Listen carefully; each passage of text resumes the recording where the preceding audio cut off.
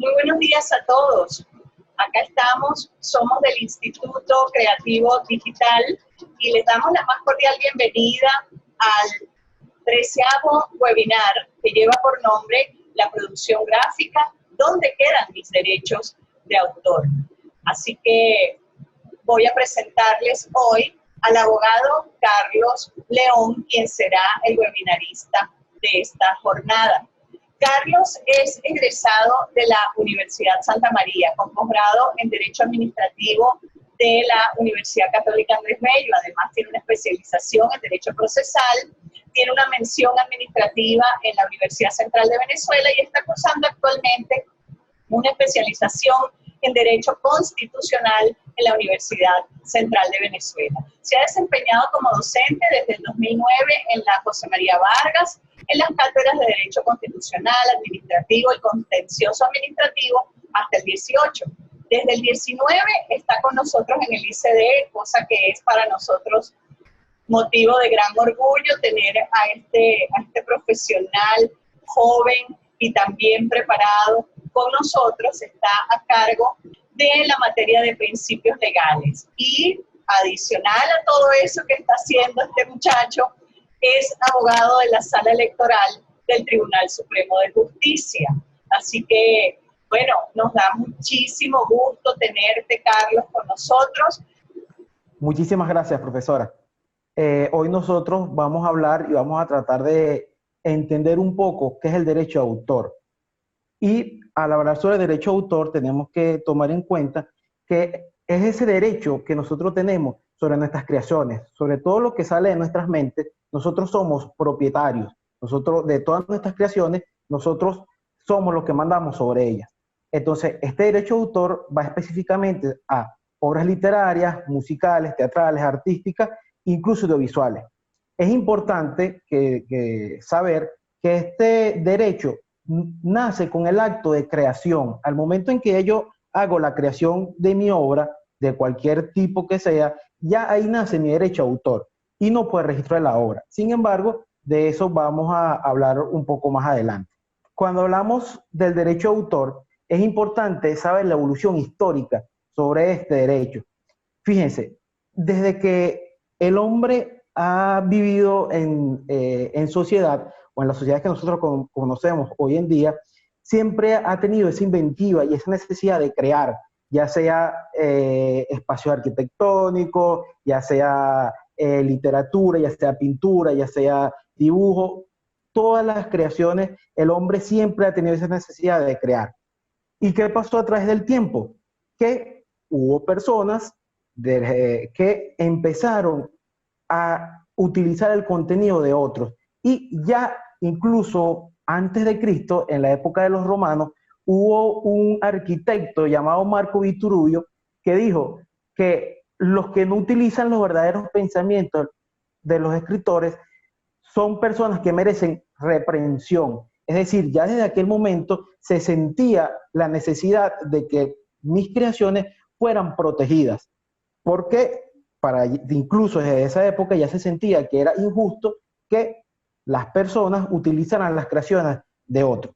Luego de la época romana, lo que es ya después de Cristo, nosotros pasamos por una época, en lo que es la historia de la humanidad, bastante larga, que fue esa época de 1200, 1300, y por ahí ya empezó lo que es la escritura, formalmente la escritura de libros, la escritura de, si se quiere decir, de contenido, y no fue sino hasta el año de 1710 en el cual la reina Ana de Inglaterra crea por primera vez el derecho de imprimir. Porque, ¿qué pasaba? En aquel momento muchas personas, y eso también está referido con lo que es la invención de la imprenta, porque antes, pues, para poder distribuir las obras que decía una persona, pues era bastante complicada. Ya después que se perfecciona lo que es la imprenta, que empiezan a salir contenido, a salir ideas a través de los libros, la reina, en un doble propósito, el primer propósito que tenía la corona en aquel momento era poder controlar cuál era el contenido que salía hacia el público, y a su vez de alguna manera llenaba el vacío que existía sobre lo que era el derecho a autor. Y de ahí es donde se origina, de alguna manera, el copyright en el sistema anglosajón, que es parecido o es similar a lo que es el sistema de derecho de autor en nuestro sistema latino, para decirlo de alguna manera. Luego que ya se tiene este primer avance sobre lo que es el derecho de autor, en 1791 y 1793, finalmente en Francia, a través de la Revolución Francesa, se reconoce como tal ese derecho de autor y se dice que las personas tienen derechos sobre sus creaciones, ya sean artísticas y musicales. Ahí ya no es nada más sobre la obra literaria, sino también sobre ese aspecto artístico y musical. Luego, que es uno de los hitos de lo que es el derecho de autor, luego de aproximadamente 100 años se llega al convenio de Berna. Ese convenio de Berna es el convenio más importante que nosotros tenemos, porque incluso hoy en día la base de nuestro sistema de derecho de autor actual tiene que ver con ese sistema de Berna. Entonces, con ese convenio de Berna, que también vamos a ampliar un poquito más adelante. Ahora, fíjense ustedes, cuando uno habla del derecho de autor, tiene que hacer referencia, sin duda alguna, a lo que es, a la visión que se tiene del derecho de autor como un derecho humano. ¿Qué es lo que pasa? Por lo general, nosotros conocemos o entendemos que los derechos humanos son principalmente derechos que están referidos al derecho a la vida, derecho a la comunicación, derecho al libre pensamiento, pero nosotros tenemos que entender o visualizar que esos derechos han ido avanzando y hoy en día existen derechos complementarios a esos derechos humanos. Esa primera visión que se tenía de derechos humanos tiene que estar necesariamente complementada con otros derechos, porque fíjense, nosotros podemos tener derecho a libre pensamiento, pero si nosotros no tenemos derecho a que nuestra creación, a lo que sale de nuestro pensamiento, sea protegido, ya sea por el Estado, o sea por instituciones internacionales, pues eso desmotiva a que la gente cree, pues porque, fíjese, si yo hago una obra y me la plagian, me la copian y no tengo ninguna protección, pues bueno, me voy a sentir desmotivado a la hora de hacer algo. Entonces, definitivamente cuando se ve el derecho de autor como un derecho humano, es porque el autor necesita satisfacer sus propias necesidades en función de una recompensa por su labor creadora, porque la gente también hace sus creaciones para poder retener un beneficio económico. Además, tiene la necesidad de que eso se le reconozca como suyo, porque, como dijimos anteriormente, todo lo que sale de nuestra mente es de nosotros. Hablando de los derechos humanos, nosotros tenemos que tocar lo que es la Declaración Americana de los Derechos Humanos, y tenemos que hablar también sobre la Declaración Americana de los Derechos del Hombre, que eso fue en el año 1948, y tenemos que hablar, sobre el convenio que se aprobó en el año 96 sobre el Pacto Internacional de Derechos Económicos, Sociales y Culturales, que lo vamos a ver un poco más adelante. Aquí yo quiero que se entienda algo.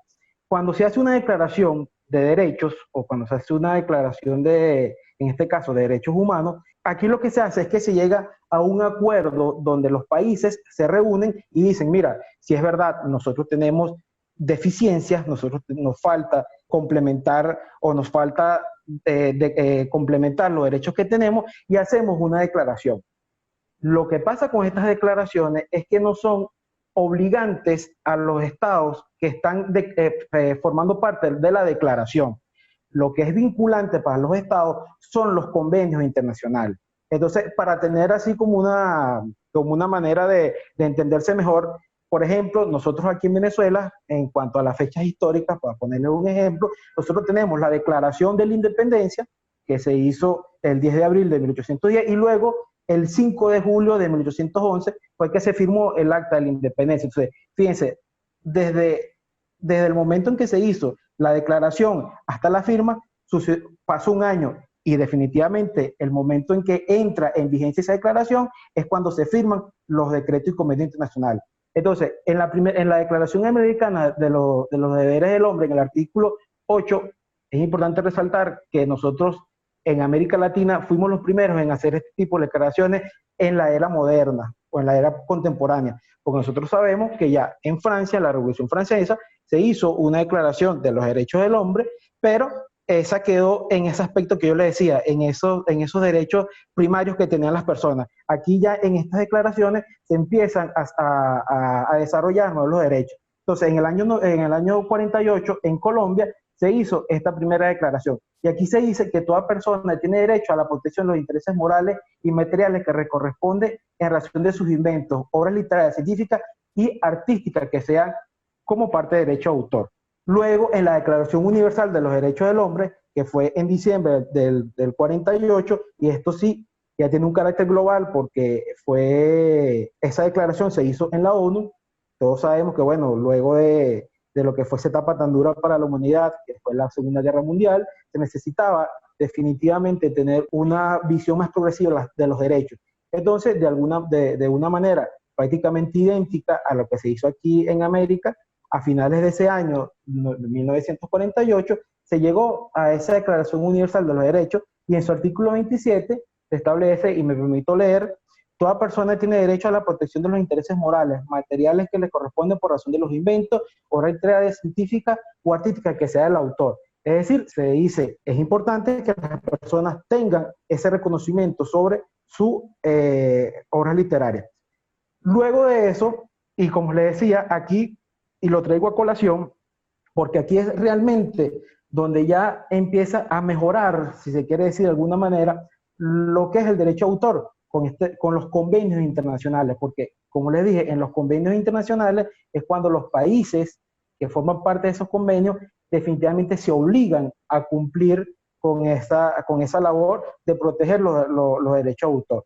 Entonces, en el Pacto Internacional de los Derechos Económicos, Sociales y Culturales en el año 66, se estableció en su artículo 15, inciso primero, literal C, que las personas tienen derecho a beneficiarse de los intereses morales y materiales que les corresponden por razón de las producciones científicas, literarias o artísticas que sean autor. Aquí es importante establecer esa diferencia entre lo que, y por eso lo traje a colación, sobre los derechos morales y los derechos materiales, porque yo, al ser creador de un contenido, yo tengo ciertos derechos morales sobre esa obra, ese derecho de paternidad, ese derecho de yo querer si se puede reproducir, si se puede transcribir, y adicionalmente a ella tengo derechos materiales, que es percibir rentas de esa creación. En el derecho internacional, ¿cómo se protege el derecho de autor? Como venimos diciendo, los estados, viendo la necesidad de proteger estos derechos que ya fueron declarados como derechos humanos, tienen la necesidad de firmar convenios para que los países que se unan protejan los derechos tanto de sus connacionales como de personas extranjeras. Porque, ¿qué pasa con estos convenios internacionales? Estos convenios internacionales protegen a las personas que forman parte de esos convenios. Entonces, el más importante, y eso sí damos referencia anteriormente, fue el convenio de Berna. Este convenio de Berna fue el primer hito, sí, para decirlo de alguna manera, en el cual se habla se reúne un grupo de personas, se reúne el mundo, ¿para qué? Para poder proteger los derechos de autor.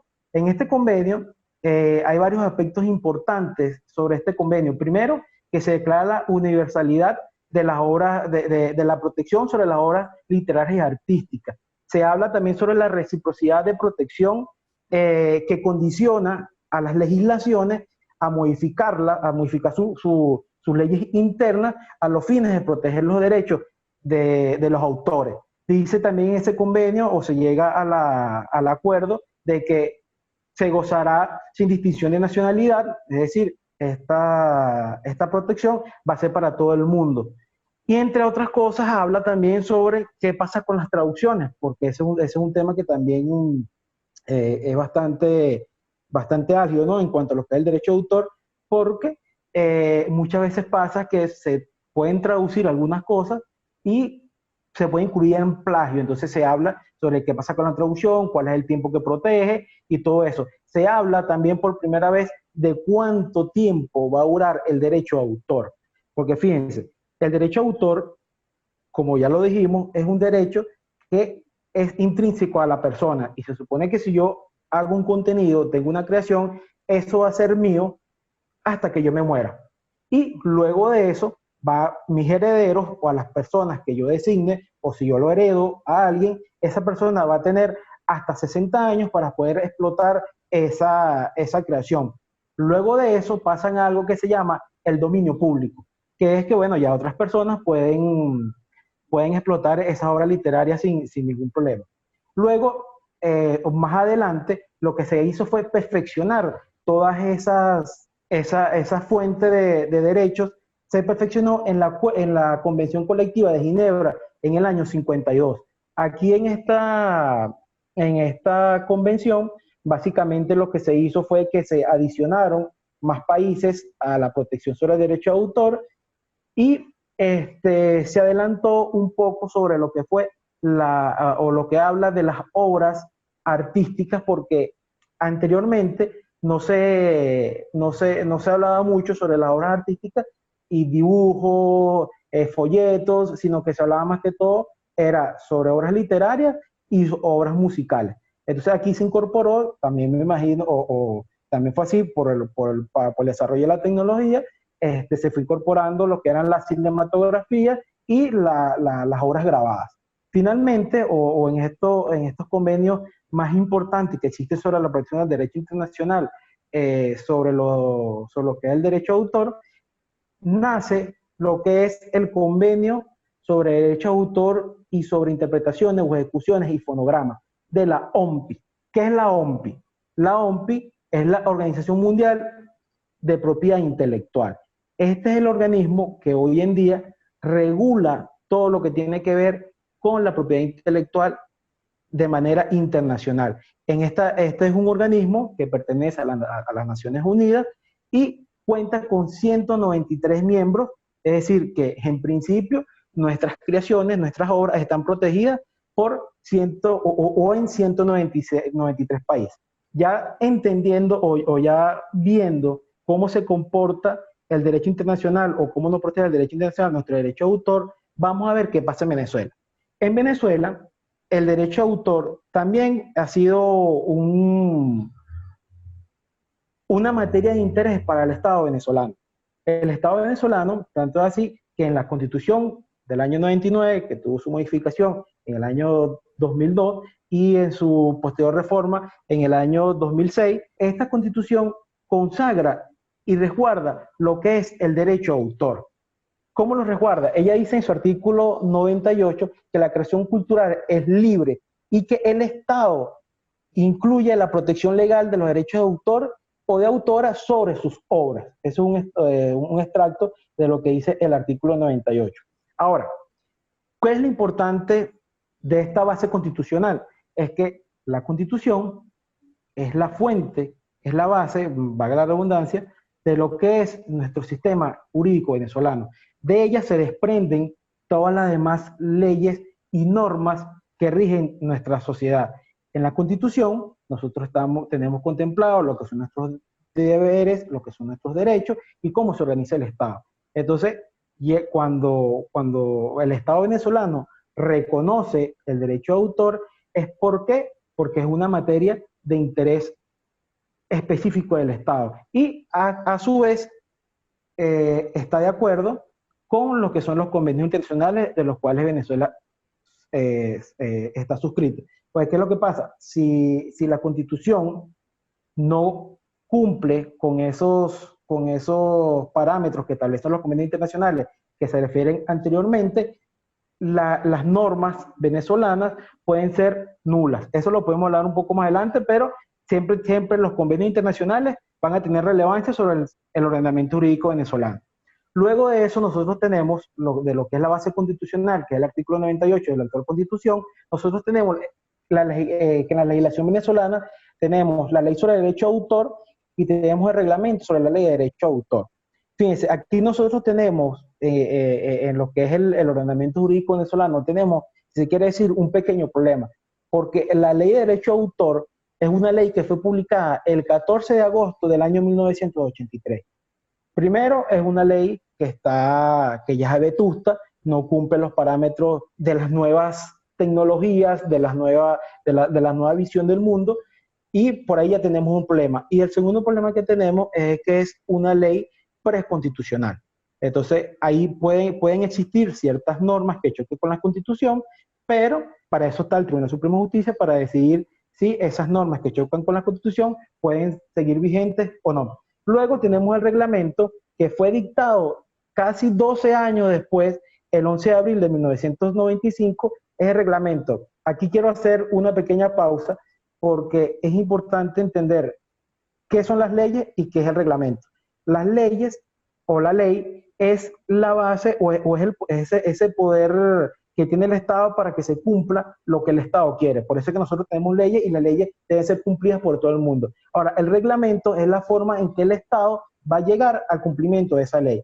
Entonces, en el reglamento nosotros tenemos, por ejemplo, la forma de actuar de ciertas oficinas públicas que tienen que ver con el derecho a autor y cómo se va a regular esa materia. Ahora, en el sistema jurídico venezolano, como decíamos anteriormente, se desprenden varios derechos sobre el derecho a autor.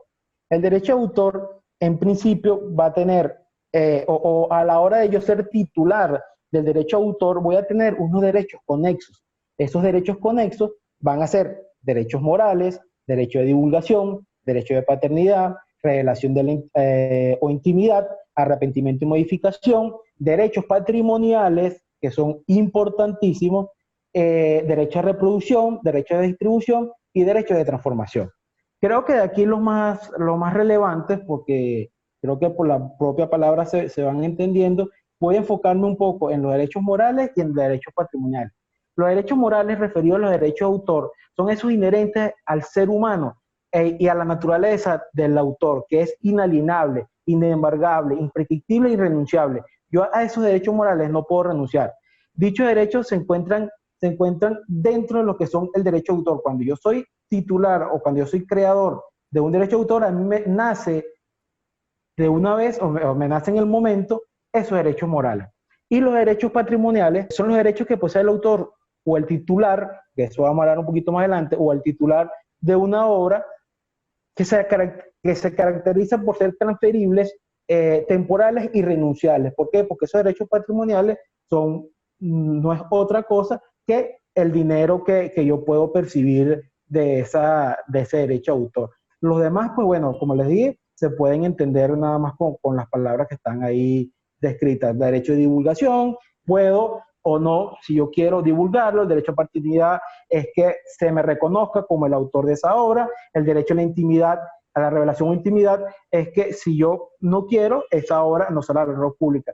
Arrepentimiento y modificación. Una vez que yo publique una obra, yo la puedo retirar del público y modificarla. Ese es un derecho que yo tengo. No es que a la hora de yo publicar una obra ya tiene que quedar así ya. No, yo como titular y como padre de esa obra tengo el derecho de poder modificarla. En el caso en que sea reproducción, ese es el caso de libros, de obras cinematográficas, obras audiovisuales, todo eso. Distribución va agarrado a la mano. Es si yo quiero que esa obra sea distribuida o no. Y finalmente el derecho de distribución, pues es que yo puedo registrar o yo puedo ser titular de una obra sin que necesariamente yo quiero que esa obra se vaya a transformar. Para el derecho de autor es importante tener en cuenta estos dos conceptos esenciales, que es la autoría y la titularidad. ¿Qué pasa con el derecho a autor? Una cosa es que nosotros seamos el autor de una obra y otra cosa es que nosotros seamos el titular. Porque obviamente, como nosotros sabemos, la titularidad recae sobre el autor, la autoría recae sobre el autor, bien sea una persona jurídica o natural, es decir, la persona que lo hace, que realmente hace el trazo, que hace la obra, que escribe, ese es el autor de la obra. Sin embargo, eso puede ser visto de otra manera en el caso de personas que trabajen para empresas o que trabajen en instituciones donde el contenido que ella produzca pasa con la titularidad. El hecho de que uno sea el autor de la obra no quiere decir necesariamente que yo sea el titular. Les puedo poner dos ejemplos sencillos. y era más o menos a lo que nosotros estábamos o lo estábamos haciendo referencia hace unas palabras atrás. Es que si una persona trabaja como freelance, esa persona obviamente va a ser autor y por lo general titular de ese derecho, de ese derecho de autor. Distinto es cuando yo trabajo para una compañía, para una empresa, para unos creadores que me dicen, tú tienes dedicación exclusiva a mi empresa, a lo que yo hago, y todo lo que salga de aquí pertenece a nosotros. En el momento que usted firme ese contrato, usted se despoja de ese derecho de titularidad. Ya el titular de esa obra o de ese contenido va a ser esa empresa o esa persona para que nosotros trabajamos. Ahora, ¿cómo nosotros podemos consagrar o a través de qué nosotros podemos consagrar ese derecho de titularidad? Y aquí es donde entra el SAPI y entra el Estado venezolano con su protección a nuestros derechos de autor. Y para eso ellos tienen, o el Estado creó, lo que es el SAPI, que es el sistema, que es el Servicio Autónomo de Propiedad Intelectual. Quiero que entiendan que él tiene, si se quiere decir, dos direcciones. Una que se encarga de todo lo que tiene que ver con marcas y patentes, lo que es la propiedad industrial, tiene que ver con diseño de productos, con marcas y con las patentes. Es decir, yo hago una invención y voy al SAPI y lo registro como mío. Por otra parte, el SAPI tiene lo que tiene, o se encarga de todo lo que tiene que ver con el registro de nuestros derechos de autor. Ahora, que nosotros hablábamos anteriormente sobre lo que hace el SAPI, aquí está de manera más visual. Se encarga del registro de la propiedad intelectual, de la administración sobre la concesión de derechos a los inventores sobre sus creaciones, del registro, fiscalización e inspección sobre derechos de autor y los derechos conexos en el ámbito administrativo. ¿Qué quiere decir eso? Que si nosotros tenemos algún problema con nuestro derecho de autor, nosotros creemos que una persona está utilizando nuestras creaciones, nosotros podemos ir al SAPI y él va a actuar de alguna manera en el ámbito administrativo como mediador y podemos llegar a acuerdos dentro de lo que es el SAPI. ¿Cómo es el procedimiento? Es un procedimiento que realmente no voy a decir que es totalmente sencillo, pero que tampoco es muy engorroso. Pero hay que cumplir con ciertos pasos. Primero, es que, bueno, hay que realizar la cancelación de la planilla del derecho de autor. Cuando uno llega allá a lo que es el SAPI, ellos te preguntan, obviamente, qué es lo que tú quieres hacer, si vas a registrar o algo que tenga que ver con patente, o si vas a hacer algo referente al derecho de autor. Obviamente, como nosotros estamos enfocados al derecho de autor, nosotros vamos a decir que vamos a registrar una obra sobre derecho de autor. Ellos te dan hartos juegos de planilla, hay que llenarlas obviamente de manera uniforme, legible, sin tachadura. Como les decía, esas planillas, nosotros tenemos que estar bien claros qué es lo que vamos a hacer, porque hay varios tipos de planillas. Hay planillas sobre obras literarias, programas de computación, sobre software, sobre base de datos, sobre obras audiovisuales, sobre obras radiofónicas y producciones fonográficas. Entonces hay que tener muchísimo cuidado cuál es el tipo de planilla que nosotros vamos a llenar. Allá hay personal, de verdad que hay personal muy dispuesto, personas muy amables que siempre nos ayudan en eso. Yo recomiendo que vayan con un abogado, pero en la medida de lo posible, si pueden, vayan con un abogado para que los asista y sea pues mucho más fácil la recepción y todo este trámite burocrático. Ahora, al momento de la entrega de la planilla, uno tiene que tiene que entregar o tiene que darle al SAPI dos ejemplares de nuestra obra. Él revisa todo eso y para eso él cuenta con 2 meses. En 2 meses el SAPI revisa eso, él me da el visto bueno a mi obra y finalmente yo voy a presentar todos esos recaudos una vez que ya el SAPI me dio el visto bueno de que mi obra puede ser registrada. Voy al Centro Simón Bolívar, eso queda ubicado en el piso 5, en la planilla integral en la Plaza Caracas. El horario es de 8:30 a 3:30. De esta manera, toda esta información puede ser consultada en la página del SAPI. En ese momento, cuando yo tengo el certificado de registro de la obra, es que yo puedo decir que soy el titular. como nosotros dijimos anteriormente, el derecho de autor nace simple y llanamente con la creación. Pero si nosotros tenemos un respaldo donde el Estado venezolano nos diga, sí, nosotros vimos que, o nosotros tenemos aquí en nuestros archivos esta creación de esta persona, obviamente eso va a ser oponible ante terceros y va a ser mucho más sencillo a la hora de nosotros querer hacer valer nuestros derechos, ya sea que nos estén plagiando o que estén haciendo algún tipo de piratería con nuestras creaciones. Entonces, ¿qué es la importancia de hacer este registro?